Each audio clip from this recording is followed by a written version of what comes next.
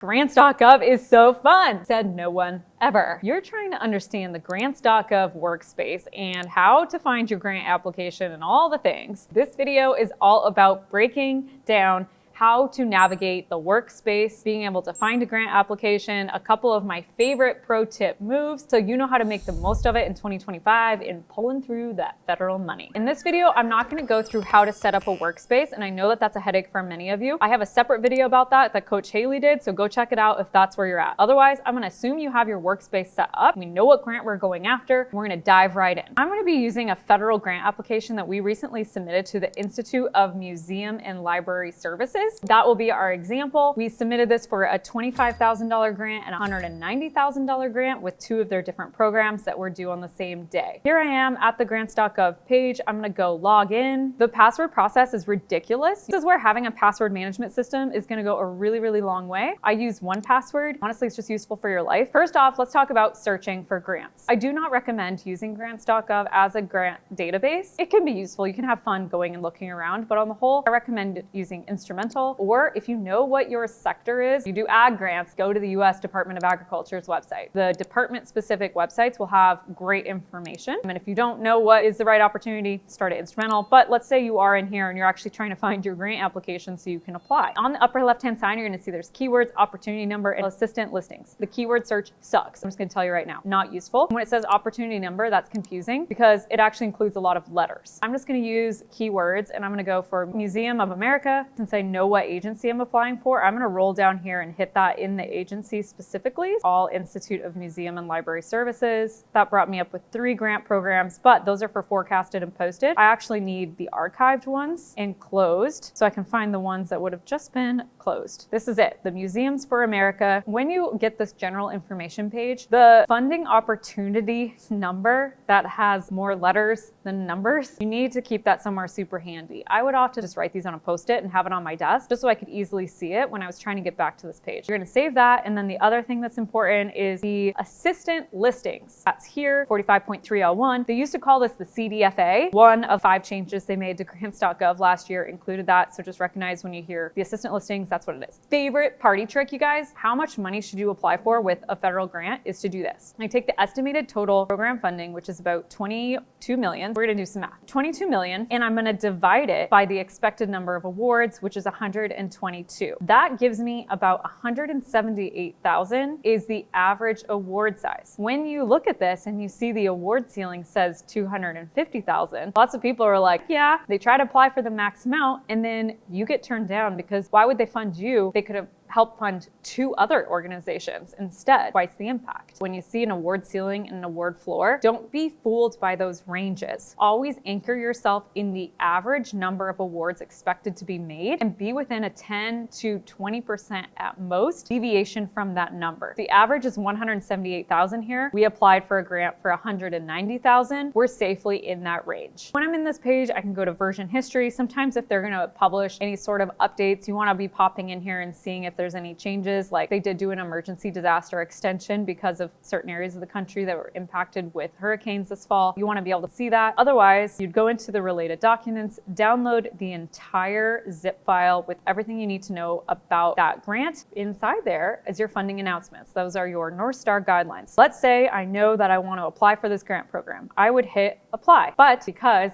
my account that I'm using, I'm not an authorized organizational representative in AOR. I can't actually apply. I'm just a writer. I would have to have the museum actually set this application up, and then they invited me in as a writer. But if that's not you, you would hit apply, you'd be able to set that account up, etc. We're in our workspace, we want to apply for this grant. So to find our grant application, this is one of the weirdest, hardest, most annoying things. We're gonna go into my account, and on the left-hand side, you're gonna see manage my workspaces. Click on that, and you'd think that the workspaces that are assigned to you would just be listed. Think again, because it's the federal government, so we make it really confusing. Instead, what you have to do is know the UEI number, unique entity identifier, or the workspace ID. That's another one of those random numbers that you want to keep really handy. I'm going to go grab that for the museum. I'm copying it into the workspace ID. I'm making sure my date range is when I actually submitted that grant. I'm hitting search. Here is my grant application, and I'm going to hit manage. This is how you actually find your grant. I'm serious. You'll be like, where's my grant application? That's how you find it. Be sure you keep your managing your workspace. After you've downloaded your funding guidelines and you've got access to your workplace, now comes the fun part of actually writing your grant narrative, assembling your attachments. Now what? First thing I want you to do is to build your checklist. We use Asana, but you can do it however you want, where you're actually going through those funding guidelines and figuring out exactly what information is needed. Once we know that, now we can roll into writing the narrative. This is not a video about how to write your grant application using AI. I'm gonna allow you to go watch other videos I'm gonna link up, but I want you to know the process of building your first draft is way different than it was even just a few years ago, thanks to the role of AI in writing your drafts. With that, let's say you've finished, you've got your grant narrative all buttoned up, it's time to upload that for final submission. Now we go back into the workspace to upload all of our documents and check our work. Let's have a look. We're inside Grants.gov to submit a grant. On the left-hand side here are forms. This is every form that's gonna have to be uploaded to submit your application. When you open this attachment, it is like the PDF and you can fill it out, and when you have it open, it's locked. So no one else can make changes to it, which is a way of protecting version control. Or you can download the PDF, make the changes, and upload it. My preference is to download it, do the form on my own time. When it's done, come into Grants.gov and fill it out inside their form. One of the things I love is when you then hit search for errors, it's gonna scan that entire form and tell you if you've missed something. And I know this sounds pain, but it's actually a gift, because in the old days, when you submitted your applications via paper and you made those mistakes, just had to toss your grant application out. Whereas this allows you to catch any mistakes before it is submitted. Let's click into attachments so you can see everything that has been uploaded. Often a grant application is gonna tell you how they want the attachments named. And if they don't, do something like this where it's super obvious, super clean. Anyone that's coming in here is gonna know what that document includes. The organizational profile, the strategic plan, the narrative, etc. I can come in here and download any of these. Make sure you always keep files on your own computer. Here is another one of those weird nuances. I had the opportunity, we did, to submit additional attachments, but you're like, okay, cool. Can I submit 20 attachments? Or is it just like 3 attachments? Grants.gov won't tell you how many are the max number. We discovered it was like 4 that we could attach. So you have to be thinking wisely about what you're uploading for maximum impact when you don't exactly know until you get in here about how much you can and can't upload, which is why I'm a big fan of get your little tushy into your workspace. Don't be freaked out about it. It's better to know now than at the 11th hour when you're trying to submit this bad boy. Just for a quick glance, if you want to know what a federal grant narrative can look like, here's an example. The project here is acquiring the collection from Michael Badhands. He is one of the, if not the, leading experts on the Plains Indians and all of the unique nuances of how they dressed, the tools they used, the cultural patterns, all of that. He understands the unique differences between different tribes and just even the differences over a couple of decades with the influence of white Western expansion. It's a really, really, really amazing set of archives. Like there's over 1,000 pieces, and those pieces are amazing, but really makes him amazing is his own knowledge of it. And so this project is having a videographer involved, actually doing all the interviews with Michael as he's aging to draw out the stories of what are each of these artifacts. They're understood and they're archived properly and can then be used in displays. That information is what's all packaged here in this application, and I'm not going to go into the specifics of it unless you tell me in the chat you want to see the full proposal, but this is the essence of it. Let's go back into forms. I've uploaded all my attachments. I'm a day or two early and before the deadline. I'm now going to go check application. This is going to run through the entire system to see if you've missed any information. If you have, it'll give you a red X. You're going to go deal with that before you submit. This is an issue that they ran into in this team. Adobe is so persnickety with Grants.gov. Here's some of the things you need to know. You must have the latest version of Adobe Reader, and everyone on your team has to. You download a form and you make some changes, and then you send it to a teammate and they make a couple changes. It won't open. It won't upload. One of the ways they had to get around this, which is just so old school, but gotta do what you gotta do, they actually downloaded the Adobe PDF document, signed it, and then uploaded it that way. Not ideal. I prefer to use the forms in the application, but it was the workaround they had to use. Just recognize that the sticky situations, the nuances at the last minute, that's why you don't submit grants at the last second. Then it is time to sign and submit. You're only gonna have the authorized organizational representative do that. If you're working with a larger organization, I don't know, I've written grants with the municipality of Anchorage. That had to go all the way up to the mayor's office for them to actually press submit. You gotta allow lead time for that. They're busy. Keep your tracking number upon submittal. You just want that in your project records